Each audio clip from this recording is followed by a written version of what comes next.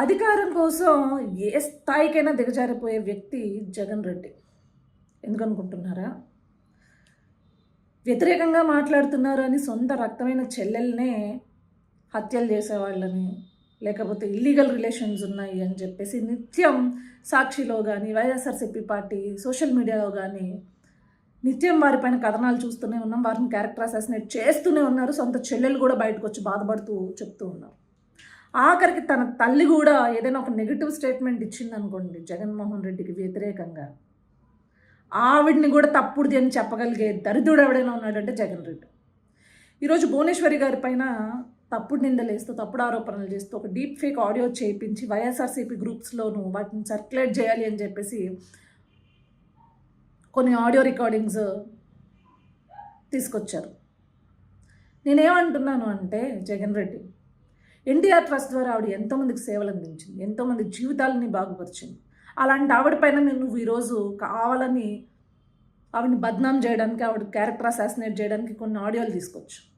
అవి చూసి కడుపు మండినోడు ఎవడైనా సరే, టెక్నాలజీ అందరికీ అందుబాటులో ఉంది కదా, భారతీ రెడ్డివి అదే డీప్ ఫేక్ ఆడియో అదే స్థాయిలో బయటకు వచ్చిందనుకో, ఎందుకు 3 గంటలకి తెల్లవారుజామున మాట్లాడిన కథనాలు ఉన్నాయి కదా ఛార్జ్షీట్ ప్రకారం, అదేవిధంగా ఆ ఇద్దరు వ్యక్తులు మాట్లాడుకున్నట్టు కనుక డీప్ ఫేక్ ఆడియో బయటకు వచ్చిందనుకో ఏమైపోతావు?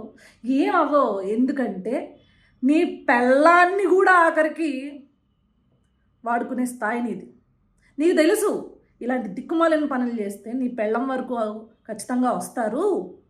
కాబట్టి నా పెళ్ళం మీదకి వచ్చిన దాన్ని కూడా తీసుకుని సింపతి డ్రామా ఒక విక్టిమ్ గార్డ్ వేసుకుని ఓట్లు అడుక్కోవచ్చు అనేది నీకు తెలుసు. ఆ స్థాయికి నువ్వు దిగజారిపోతావు. అది కూడా వాడుకుంటావు నువ్వు రాజకీయాలకి. నీ పెళ్ళాన్ని వేలెత్తి చూపిస్తారని తెలిసినా కూడా నువ్వు వాడుకుంటా. అందుకే ఇలాంటి దిక్కుమాలిన రాజకీయాలు అన్నీ చేస్తావు, ఇలాంటి చెత్త పనులన్నీ చేస్తావు. కడుపు మండినోడు ఖచ్చితంగా చేస్తాడు కదా. నువ్వు ఇచ్చినప్పుడు టిట్ ఫర్ టాట్ అనేది ఉంటుంది కదా, నువ్వు ఇచ్చినప్పుడు తీసుకోవడమే కాదు కదా, తిరిగి ఇచ్చేస్తారు. రెడీగా ఉండు దానికి. తర్వాత మనం చూసుకున్నట్లయితే